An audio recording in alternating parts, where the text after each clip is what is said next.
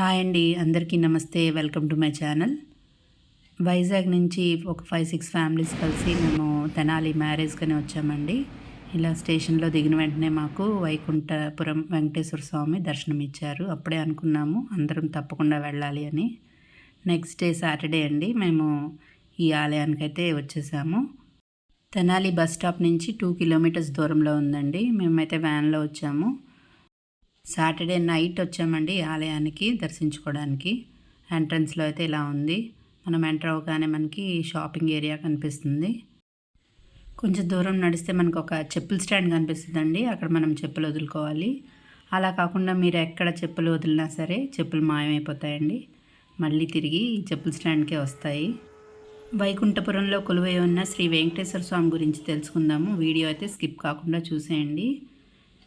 మన ప్రముఖ ఆలయాల్లో ఈ ఆలయం కూడా ఒకటిగా ప్రసిద్ధి చెందింది. ఇది ఎంట్రన్స్ అండి. మనకి ఎంట్రన్స్లో ఆంజనేయ స్వామి పెద్ద విగ్రహము, అలాగే గరుత్మంతుడి విగ్రహము కనిపిస్తాయి. ఆంజనేయ స్వామిని దండం పెట్టుకొని మనం లోపలికి వెళ్ళాలి. యాక్చువల్గా చెప్పాలంటే తెనాలి అనేది ఆంధ్రప్రదేశ్లోని గుంటూరు జిల్లాలో ఉందండి. ఈ గుంటూరు జిల్లాలో ఉన్న తెనాలిలో ఉన్న వైకుంఠపురం వెంకటేశ్వర స్వామి ఆలయం అండి ఇది. గోవిందనామాలు చూస్తున్నారు కదండి. లక్ష్మీ పద్మావతి సమేత వెంకటేశ్వర స్వామి ఆలయము మనకి ఎంట్రన్స్లోనే కనిపిస్తారు. సప్త ఋషులు కనిపిస్తారండి ఇక్కడ ఎంట్రన్స్లోని.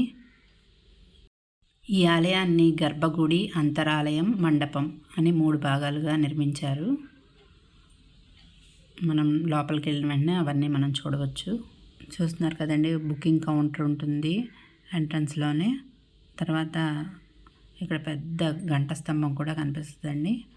మనం రైట్కి వెళ్ళి అక్కడ మనకు ఒక చిన్న కోనేరులా ఉంటుంది. ఈ కోనేరులో కాళ్ళు కడుక్కొని ముందుగా మనం భూవరాహ నరసింహస్వామి దేవాలయాన్ని దర్శించుకోవాలండి.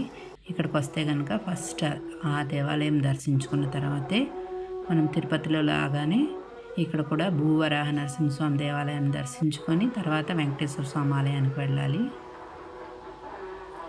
అందుకే ఈ ఆలయానికి కూడా చిన్న తిరుపతి అని పేరండి.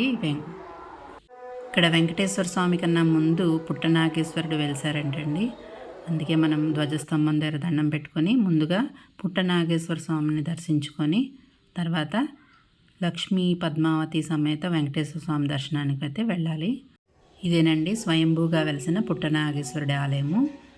స్థల పురాణం ప్రకారము ముందు పుట్టలో మనకి నాగేశ్వరుడు దర్శనమిచ్చారటండి.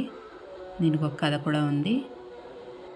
ఒక భక్తుడికి కల్లో కనబడి చెప్పారటండి, నేను పుట్టలో ఉన్నాను, నన్ను బయటకు తీసి ఆరాధిస్తే నీకు సకల శుభాలు కలుగుతాయని. వెంటనే అతడు నాగేశ్వరుణ్ణి ప్రతిష్ఠ చేసి ఆరాధించడం మొదలుపెట్టారు. కొంతకాలం తర్వాత కంచి కామకోటి పీఠాధిపతుల వారు ఈ ప్రాంతానికి వచ్చి నాగేశ్వరుని ఆరాధించి ఇక్కడ లక్ష్మీ పద్మావతి సమేత వెంకటేశ్వర స్వామిని ప్రతిష్ఠించి ఈ ఆలయానికి వైకుంఠపురం అని పేరు పెట్టారు. ఈ స్వామివారి గర్భగుడికి ఎదురుగుండా గరుత్మంతుడు, పుట్టనాగేశ్వరుడు మనకు దర్శనమిస్తారు. తప్పకుండా దర్శించుకోండి. ఇది గర్భగుడి అండి. గర్భగుడిలో కెమెరా నాట్ అలౌడ్ అండి, అందుకే వీడియో తీయడం జరగలేదు. బయటకు వచ్చి మేమందరం ఇక్కడ స్థల పురాణం ఉందండి. స్థల పురాణం మొత్తం ఒకసారి చదువుకున్నాము. ఇప్పుడు నేను చెప్పిన కథ అంతా ఈ స్థల పురాణంలో ఉందండి. తిరుపతి వెళ్ళి మొక్కుబళ్ళు తీర్చుకోలేని వాళ్ళు తమ మొక్కులను ఇక్కడ తీర్చుకుంటారటండి.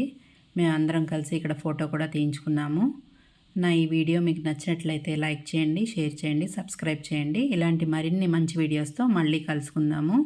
Thank you for watching. Bye.